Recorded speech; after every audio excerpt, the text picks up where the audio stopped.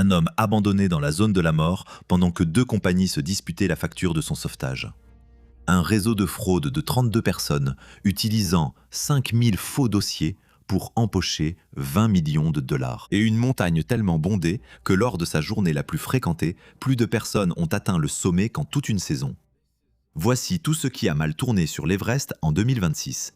Bienvenue à la limite extrême, où les enjeux sont élevés, mais où personne n'est qu'un gros titre. Le matin du 26 avril 2026, 6 hommes s'apprêtaient à faire quelque chose qui pourrait les faire arrêter, mettre sur liste noire ou tuer. Ils étaient là parce que, 90 minutes plus tôt, le message officiel était tombé du camp de base. La cascade de glace du Khumbu, la seule voie vers le sommet de l'Everest cette saison, était fermée. Cela aurait dû être la fin de l'histoire. Cet homme a dit non. Il était arrivé au camp de base directement depuis un lit d'hôpital, après s'être blessé sur une autre montagne quelques semaines plus tôt, et il n'était pas censé escalader quoi que ce soit pour l'instant. Mais quand il a appris que l'équipe officielle de sécurité avait annulé la saison ce matin-là, il n'était tout simplement pas d'accord avec eux. Alors, il a rassemblé des Sherpas en qui il avait confiance, venant de plusieurs compagnies différentes, et, avec un skieur polonais nommé Bartek Ziemski, ils avaient un plan qui semblait carrément bizarre. Trouver un passage là où 17 autres spécialistes de la cascade de glace avaient échoué. Mais même lorsqu'ils se sont approchés directement de l'entrée de la cascade de glace du Khumbu, ils pouvaient voir l'énorme problème juste au-dessus d'eux. C'était ce gigantesque bloc de glace, aussi grand qu'un immeuble de plusieurs étages. S'il se détachait et que quelqu'un se trouvait en dessous, ce serait la fin, exactement comme en 2014. Les autorités n'allaient pas laisser la foudre frapper 2 fois, c'est pourquoi elles ont tout fermé. C'est pour cela que Mingma et les autres étaient là, ils se sont immédiatement mis au travail. Mais au lieu de marcher à l'aveugle sous la glace, Bartek Ziemski a sorti un drone grand public et l'a envoyé bourdonner dans le labyrinthe de glace brisée au-dessus d'eux et au-dessus de la chute de glace. Ils cherchaient une fissure dans la glace que les équipes au sol ne pouvaient tout simplement pas voir depuis leur position.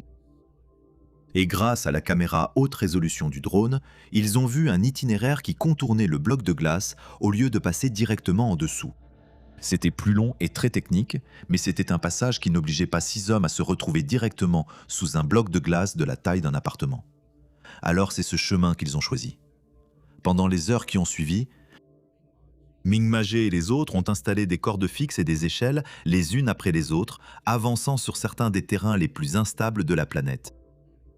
Tout cela dans l'ombre du danger précis qui avait fermé la montagne ce matin-là. Le 28 avril, ils ont officiellement déclaré la voie vers le camp 1 ouverte. L'intervention non autorisée de Mingmagé avait essentiellement sauvé toute la saison commerciale, aussi bien pour le gouvernement népalais que pour les opérateurs concurrents. La montagne qui devait rester fermée pendant au moins 10 jours de plus a été rouverte en 2 jours, et 492 alpinistes reconnaissants, accompagnés de leurs Sherpas, sont montés sur la montagne.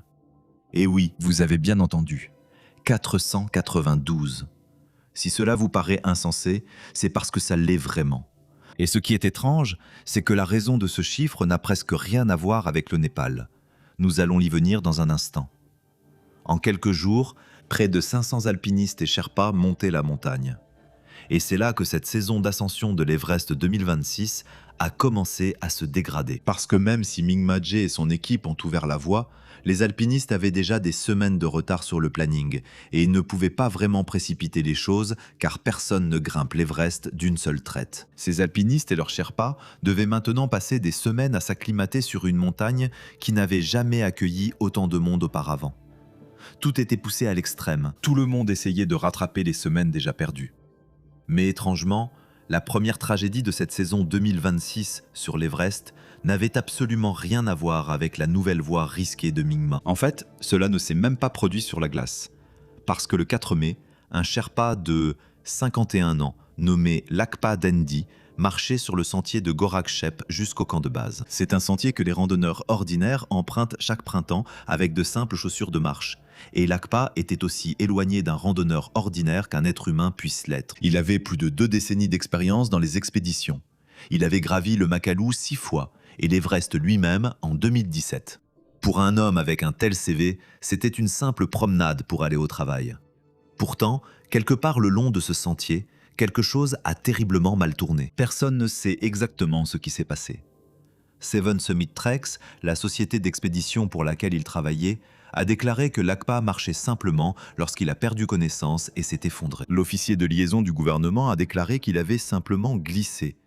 La police enquête toujours sur ce qui s'est passé, mais quelle que soit la conclusion finale de cette enquête, ce qui ne changera jamais, c'est que Lakpa Dendi, un homme qui avait survécu à plus de 30 expéditions dans l'Himalaya, est mort avant même d'atteindre la montagne. Si la tragédie de Lakpa a montré que les sentiers de terre n'étaient pas sûrs, ce qui s'est passé 6 jours plus tard a montré que les camps inférieurs ne l'étaient pas non plus.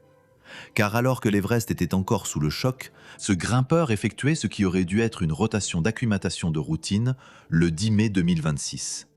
Il montait à travers la cascade de glace du Khumbu pour atteindre le camp 1, puis redescendre. Il s'appelait Biji Gomir, et l'Everest ne lui était pas inconnu. Il avait déjà atteint 3 fois le sommet de l'Everest en tant que première personne de la communauté Dalit du Népal à atteindre le toit du monde. L'ascension s'est déroulée exactement comme prévu, mais après avoir atteint le camp 1, sa respiration a changé. Sa poitrine se serrait de plus en plus à chaque minute. Chaque inspiration devenait plus courte que la précédente, comme si quelqu'un fermait lentement une vanne et lui coupait l'air. Puis il a commencé à cracher un liquide rose et mousseux. Ses poumons n'apportaient plus d'oxygène. Ils se remplissaient d'eau.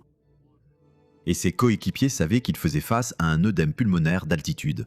Ils lui ont administré de l'oxygène, ont appelé de l'aide par radio et ont commencé à le redescendre.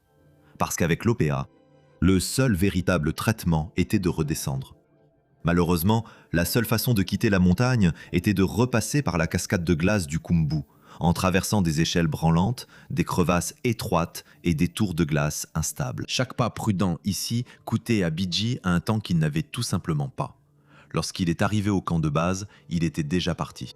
Biji faisait exactement ce que chaque alpiniste de l'Everest est censé faire avant de tenter le sommet.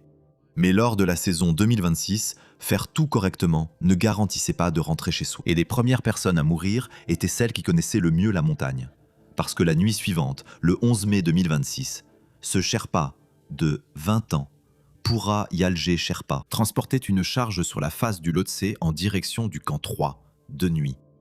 C'est un travail indispensable et invisible des Sherpas, effectué à un moment où la glace est gelée et donc la plus sûre à escalader. Comme tout le monde sur l'itinéraire, il faisait glisser son mousqueton de sécurité le long d'une corde fixe.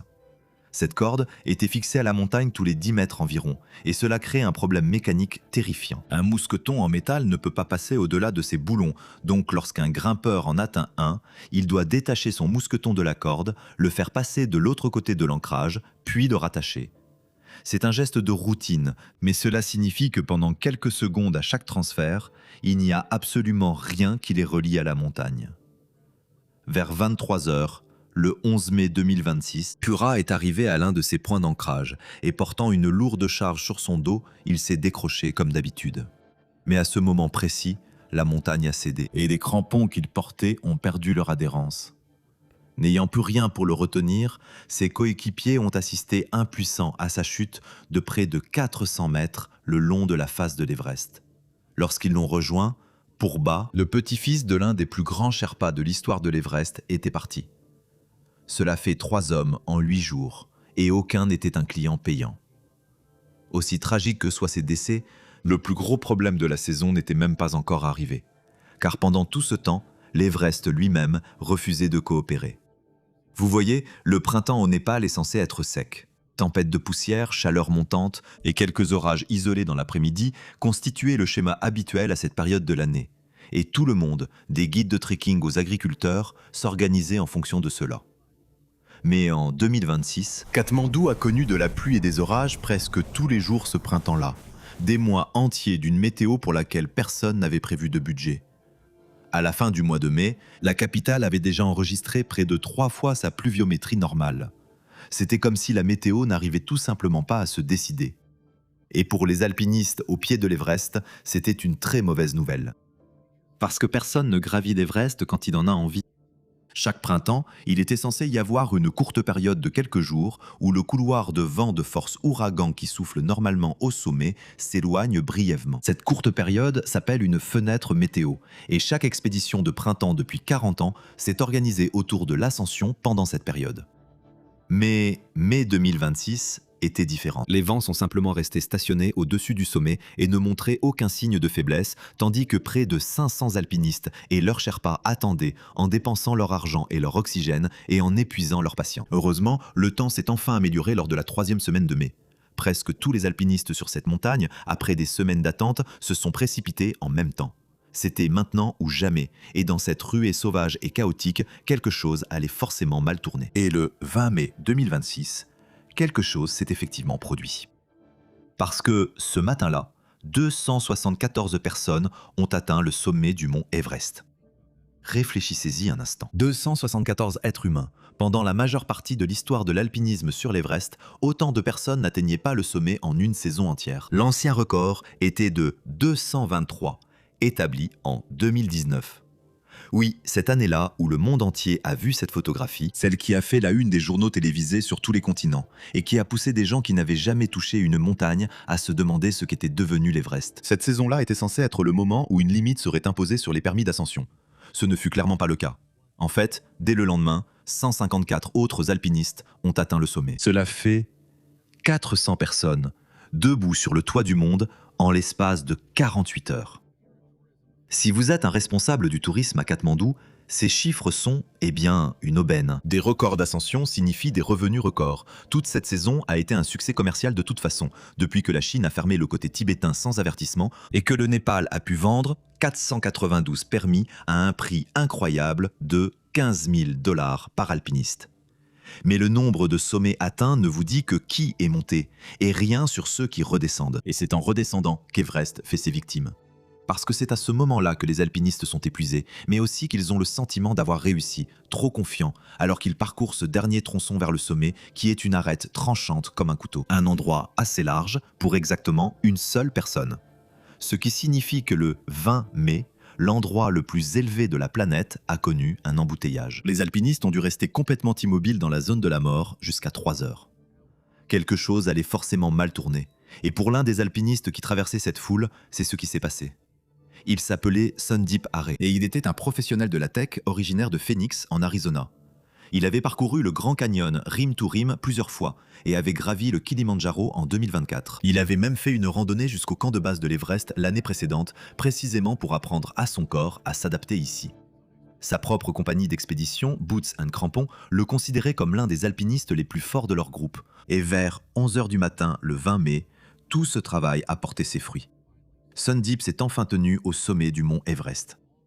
Toutes ces années de préparation, ces semaines à attendre dans le vent, des heures dans cette file d'attente brutale ont finalement porté leurs fruits. Alors, debout au sommet du monde, il a fait ce qu'il avait toujours voulu faire. Il a sorti ses drapeaux, s'est préparé pour ses photos et il a enlevé ses lunettes de protection. Au niveau de la mer, ce n'est rien. À 8848 mètres, c'est fatal. Là-haut, l'atmosphère est si mince qu'elle ne filtre presque rien du rayonnement ultraviolet du soleil. Alors tous ces rayons UV ont rebondi directement sur la neige d'un blanc éclatant, droit dans ses yeux non protégés. Sundeep a pris ses photos, il a remis ses lunettes de protection et a commencé la descente en se sentant bien. Les dégâts étaient déjà faits et il n'avait aucun moyen de le savoir. 1 heure après le début de la descente, peut-être 2, ses yeux ont commencé à le piquer, puis à le brûler, puis le monde est devenu blanc. Et ensuite, il est devenu noir. Quelque part au-dessus du camp 4, à environ 8200 mètres d'altitude, Sundeep, l'un des alpinistes les plus forts de son groupe, ne pouvait plus ouvrir les yeux sans ressentir une douleur qui faisait tressaillir tout son corps. Il était aveugle, dans la zone de la mort, immobile. Et vous savez déjà ce que coûte le fait de rester immobile là-haut. Plus il restait piégé à cette altitude, plus son corps se dégradait, jusqu'à ce que l'exposition déclenche quelque chose d'encore pire. Un œdème cérébral d'altitude. Du liquide s'accumulait dans son cerveau, le faisant enfler contre sa boîte crânienne. L'homme était désormais aveugle et mourant en même temps.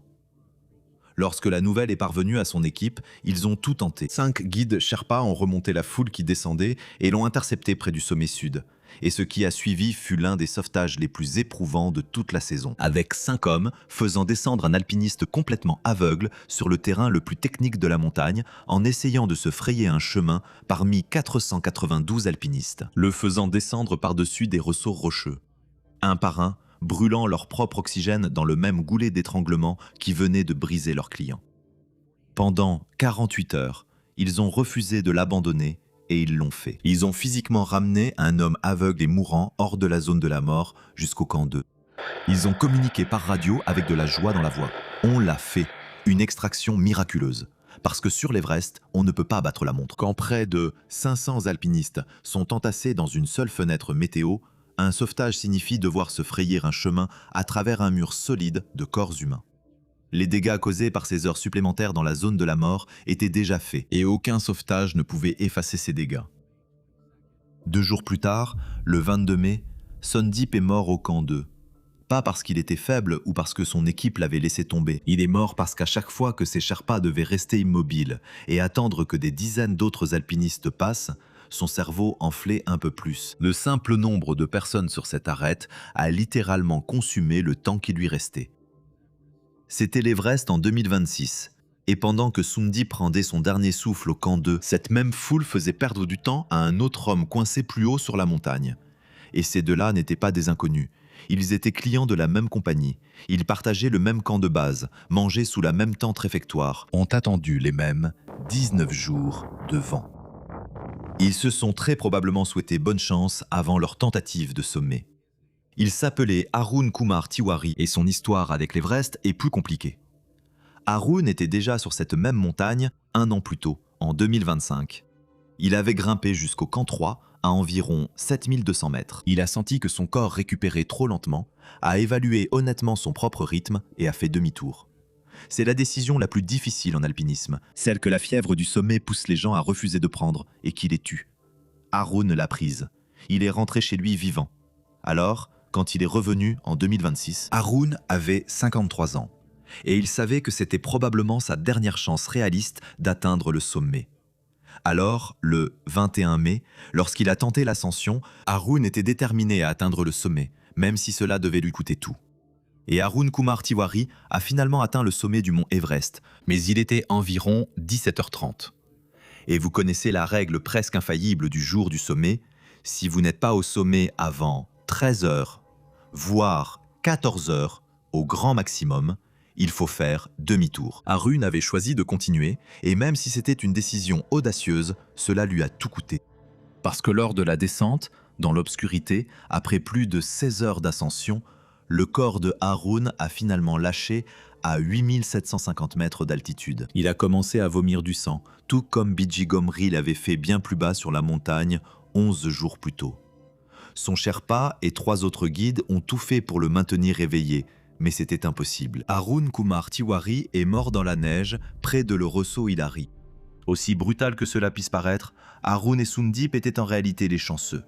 Leur compagnie d'expédition a tout mis en œuvre pour les secourir lorsqu'ils ont eu des problèmes. Mais en 2026, dans le chaos de cette même descente, d'autres compagnies regardaient leurs propres clients mourants et décidaient qu'ils étaient le problème de quelqu'un d'autre. Ce même 20 mai, un alpiniste nommé Ajaypal Singh Dodiwala se tenait au sommet du mont Everest. Ajaypal était un alpiniste canado-punjabi qui était venu sur la montagne dans le cadre d'une expédition guidée avec une compagnie à laquelle il avait payé des dizaines de milliers de dollars pour qu'une équipe entraînée l'entoure, surveille son oxygène et son rythme et le ramène chez lui. Pour lui, ce sommet était l'apogée, censé être mérité après les mêmes semaines d'attente éprouvantes et les mêmes files d'attente de 3 heures que tout le monde sur cette crête. Et puis, quelque part lors de la descente, dans le chaos de la descente la plus encombrée de l'histoire de l'Everest, Ajaypal s'est retrouvé séparé de son groupe guidé. Des centaines d'alpinistes défilaient dans une file qui avançait lentement, chacun d'entre eux enfermé dans son propre combat pour rester en vie, et Ajaypal errait parmi eux, seul et à court d'oxygène. L'homme qu'il a trouvé était Mingma Tenzing Sherpa. C'était l'un des guides les plus respectés de la montagne et il travaillait pour une toute autre compagnie appelée Elite Exped. Mais quelque part dans l'obscurité, il a remarqué une seule lampe frontale qui ne bougeait pas avec la file. Il s'est approché et a trouvé Ajaypal à moitié conscient, sans oxygène, mourant, debout. Et même s'il avait ses propres clients à guider vers le bas, Mingma Tenzing a pris son propre oxygène, l'a partagé avec un homme qu'il n'avait jamais rencontré et l'a physiquement traîné jusqu'au camp 4. Cela aurait dû être la fin de l'histoire, sauf qu'à leur arrivée au camp 4, la propre compagnie d'expédition d'Ajaipal aurait refusé de le prendre en charge. La compagnie à laquelle il avait payé des dizaines de milliers de dollars n'a pas voulu reprendre son propre client. Alors, Elite Exped a transporté l'homme mourant dans leur propre tente et l'a maintenu en vie toute la nuit parce qu'apparemment, personne d'autre sur la montagne ne l'aurait fait. Et il n'était pas la seule victime d'une compagnie qui regardait un être humain dont elle était responsable et décidait qu'il était le problème de quelqu'un d'autre. Parce que l'échec moral le plus sombre de la saison 2026 est arrivé à un homme travaillant tout en bas de la chaîne économique de la montagne, un homme qui n'avait même pas été embauché pour mettre les pieds dans la zone de la mort à l'origine. Il s'appelait Dawa Sherpa. À 52 ans, Dawa avait passé des décennies à effectuer des travaux subalternes pour les expéditions. Pour la saison 2026, il avait été embauché par un organisateur à petit budget appelé Himalayan Traverse Adventure. Son travail consistait à rester au camp 2 à 6400 mètres d'altitude et à travailler comme cuisinier de camp. Puis, juste à la fin du mois de mai, tout a changé. L'un des guides habituels de haute altitude de la compagnie est tombé malade au camp de base. Et alors que la fenêtre pour atteindre le sommet se refermait et que les clients attendaient pour grimper, Himalayan Traverse Adventure s'est tourné vers l'homme dont le travail cette saison-là devait être de faire bouillir de l'eau, couper de la viande et faire la vaisselle. Ils ont offert à Dawa une prime de 10 000 roupies népalaises, soit environ 65 $ américains, pour faire équipe avec l'un de leurs guides, connu sous le nom de Mingma Sherpa, et emmener 2 clients étrangers jusqu'au sommet du mont Everest. Pour un homme vivant dans une région rurale du Népal avec une fille tout juste sortie de l'école, 65 $, c'était une vraie somme. Alors, il a accepté l'offre. Le 29 mai, pendant les toutes dernières heures de la saison d'alpinisme, Dawa se trouvait en haute altitude dans la zone de la mort, guidant l'alpiniste britannique Chris Thrall et l'alpiniste polonais Mariusz Chmielewski. Mais la montagne était déserte, le temps devenait extrêmement froid et près du sommet, Mariusz a développé de graves engelures. Il a abandonné sa tentative d'atteindre le sommet et avec Dawa, ils sont redescendus au camp 4 pour se reposer, tandis que Chris et Mingma atteignaient le sommet et revenaient. Le plan était de redescendre ensemble le lendemain. Mais à cause des engelures, Mingma a emmené Mariusz plus tôt, laissant Dawa et Chris seuls, comme les toutes dernières personnes à redescendre de l'Everest lors de la saison 2026. La date limite fixée par les autorités avant la fermeture de la saison de l'Everest était désormais à quelques jours seulement. Il devait redescendre rapidement. Mais quelque part au-dessus du camp 3, près d'une bande de roches jaunâtres à environ 7300 mètres, l'oxygène de Dawa a commencé à manquer, et son corps de 52 ans, qui avait passé la saison à cuire au camp 2, a commencé à lâcher. Il a ralenti, puis il s'est arrêté. Il s'est assis sur un rocher sous la neige qui tombait et a dit à Chris, le client qui descendait avec lui, qu'il allait bien et avait juste besoin d'un instant, qu'il devait continuer et qu'il les suivrait. Maintenant, Chris manquait lui-même d'oxygène.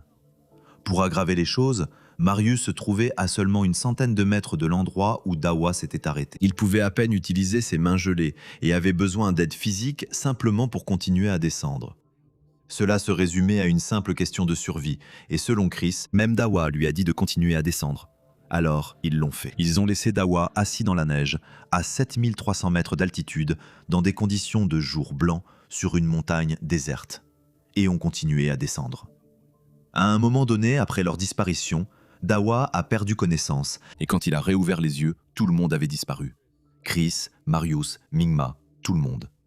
Les cordes autour de lui avaient disparu sous la neige fraîche. Chaque camp en dessous de lui avait été démonté et évacué par hélicoptère. Il était complètement seul sur une montagne déserte. Lorsque Chris et Mariusz sont arrivés au camp de base 38 heures plus tard, ils ont signalé la disparition de Dawa. Et ce qui s'est passé ensuite a révélé à quel point l'Everest en 2026 était profondément dysfonctionnel. Pour comprendre pourquoi, vous devez connaître une petite astuce discrète d'économie dans l'industrie de l'Everest, appelée le partage de permis. Himalayan Traverse Adventure, l'agence à petit budget pour laquelle Dawa travaillait réellement, ne détenait pas son propre permis d'expédition. Pour économiser de l'argent, ces alpinistes étaient légalement enregistrés sous le permis d'une toute autre entreprise, beaucoup plus grande, appelée 8K Expeditions. Sur le papier, Dawa appartenait à 8K. En réalité, il travaillait pour Himalayan Traverse. Alors, lorsque Dawa a disparu, un bras de fer impensable s'est engagé. Envoyer un hélicoptère de recherche en haute altitude coûte des dizaines de milliers de dollars que ni l'une ni l'autre des compagnies n'étaient prêtes à payer. Pendant des jours, alors que Dawa gelait dans la zone de la mort, les deux compagnies se sont livrées à une querelle d'entreprise paralysante pour déterminer qui était légalement et financièrement responsable. À Katmandou, La femme de Dawa, Damu, et leur fille ont été officiellement informées qu'il était mort. Sa famille avait déjà commencé à organiser les rites funéraires bouddhistes traditionnels. Pendant ce temps, Dawa vivait un cauchemar qui défie la biologie humaine. Seul, à plus de 7000 mètres d'altitude, sans nourriture, sans eau et sans oxygène, il a commencé à se traîner vers le bas de la montagne. Il a survécu les jours suivants en mâchant de la glace glaciaire dure pour s'hydrater et en mangeant des bonbons qu'il a trouvés dans ses poches. Lorsqu'il a atteint les camps inférieurs, la fenêtre saisonnière d'escalade était complètement close, que les Icefall Doctors avaient presque fini de démonter les échelles et les cordes à travers la cascade de glace du Khumbu. Alors qu'il luttait à travers le glacier en train de fondre, Dawa a glissé et est tombé directement dans une crevasse profonde et gelée. Il est resté piégé dans cette tombe glacée pendant 2 jours entiers, attendant de mourir. Et cela aurait été la fin pour lui si une petite avalanche n'était pas descendue en rugissant dans la crevasse où il se trouvait. Et au lieu de l'écraser, les débris ont créé une sorte de rampe rugueuse qui lui a permis de s'extraire de la glace. Au matin du 4 juin, 6 jours entiers après qu'on l'ait cru mort, une équipe de nettoyage des déchets travaillant à la base du glacier du Khumbu a aperçu Dawa dans son paquet bleu vif, glissant et rampant sur la glace fondante. Il avait perdu ses bottes, souffert de graves engelures aux mains et s'était fracturé la jambe, mais il était vivant. La survie de Dawa a été qualifiée de miracle de l'Everest. Pour moi, c'est la preuve à quel point cette montagne ne tourne plus rond. Le refus d'envoyer un hélicoptère pour un homme mourant à cause d'un différend de facturation devient encore plus écœurant quand on réalise que les hélicoptères sur l'Everest généraient secrètement des millions de dollars pour des sauvetages qui n'ont jamais réellement eu lieu. Parce que bien avant que Dawa ne soit en train de geler dans une crevasse, le Bureau central d'enquête du Népal avait déposé des accusations criminelles contre 32 personnes, dont des dirigeants de compagnies d'hélicoptères, des médecins d'hôpitaux et des opérateurs de trekking. Après avoir découvert l'une des plus grandes fraudes touristiques de l'histoire du pays, le système était simple. Les opérateurs de trekking simulaient ou exagéraient fortement des urgences médicales parmi les clients étrangers. Un hélicoptère était dépêché sous prétexte d'une évacuation vitale, et la compagnie d'assurance voyage du client recevait une facture de dizaines de milliers de dollars pour des vols qui, dans de nombreux cas, n'étaient rien de plus que de coûteuses courses en taxi. Près de 20 millions de dollars ont été extorqués grâce à de fausses opérations de sauvetage en hélicoptère. Mais lorsqu'un véritable alpiniste népalais était réellement en train de mourir sur la montagne, ils n'ont pas pu faire décoller un seul hélicoptère pendant des jours parce que personne n'acceptait de payer pour cela. Et les hélicoptères n'étaient pas le seul maillon du système aérien pris dans cette folie. Même les véritables avancées qui sauvent des vies n'ont pas pu échapper à les dysfonctionnements de cette saison. Laissez-moi vous expliquer. Depuis quelques saisons, une entreprise népalaise appelée Airlift Technology a discrètement mis en place l'une des idées les plus réellement bénéfiques qu'Everest ait connues depuis des décennies. Des drones cargo à grande capacité. Leur cheval de bataille était un DJI Flycart fabriqué en Chine. Une machine capable de transporter des bouteilles d'oxygène, des cordes et des tentes jusqu'au camp 1, puis de redescendre les déchets. Chaque charge transportée par un drone est une charge que les Sherpas n'ont pas apportée. Pour 2026, Airlift voulait se développer et en plus du drone chinois, ils ont demandé à tester un drone professionnel de transport lourd d'un fabricant américain appelé Freefly. L'ambassade des États-Unis a dépêché un envoyé spécial au camp de base de l'Everest pour dévoiler personnellement le drone américain. Pour certains, il ne s'agissait que d'un événement publicitaire. Pour d'autres, c'était l'occasion d'exhiber la technologie américaine juste au pied de la montagne, à la frontière de la Chine. Pékin n'a pas apprécié. Et le 30 avril, juste au début de la période de portage la plus intense de la saison, le ministère de l'Intérieur du Népal a brusquement annulé le permis existant du drone chinois et a rejeté dans la foulée la demande du drone américain. La raison officielle était vague, des sensibilités en matière de sécurité nécessitant une consultation plus large. La véritable raison, comme tout le monde sur la montagne l'avait parfaitement compris, était que le Népal se retrouvait pris entre deux superpuissances et a choisi de tout clouer au sol plutôt que d'en offenser une.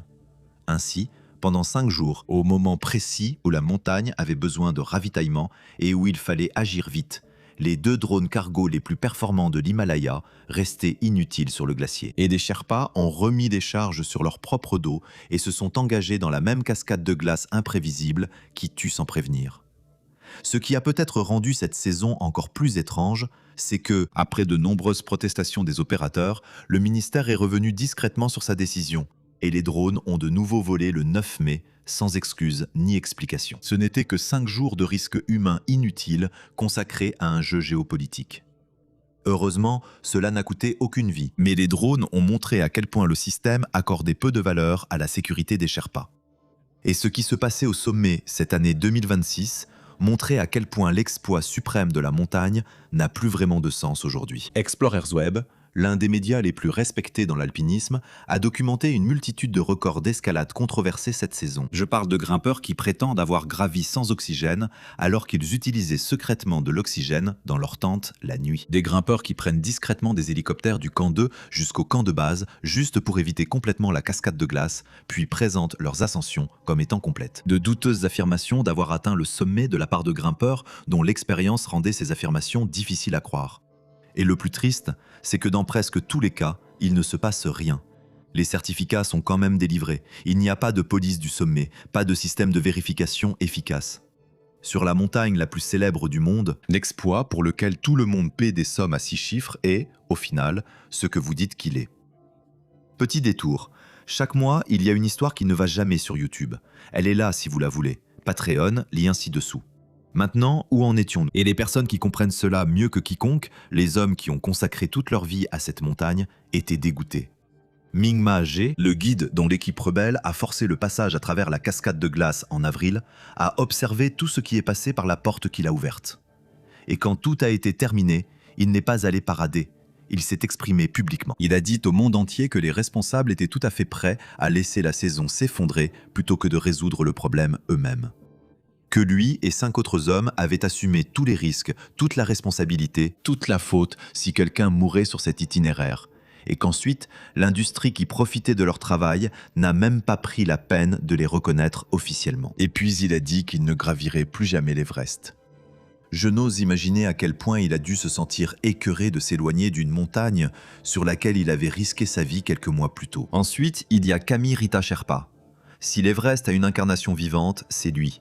Cette saison marque sa 32e ascension de cette montagne et l'alpiniste le plus expérimenté de l'histoire de l'Everest a clairement dit que les autorités doivent contrôler ces chiffres. C'est un homme dont les moyens de subsistance dépendent entièrement des alpinistes qui viennent ici. Et pourtant, il était là, demandant publiquement au gouvernement de vendre moins de permis. Et honnêtement, quand on regarde ce qui a été laissé à la fin de cette saison, il est difficile de contredire cela. Regardez cette vidéo. Voici le col sud, à 8000 mètres d'altitude. Vous voyez ces tentes déchirées qui flottent sur leurs armatures et des centaines de bouteilles d'oxygène vides?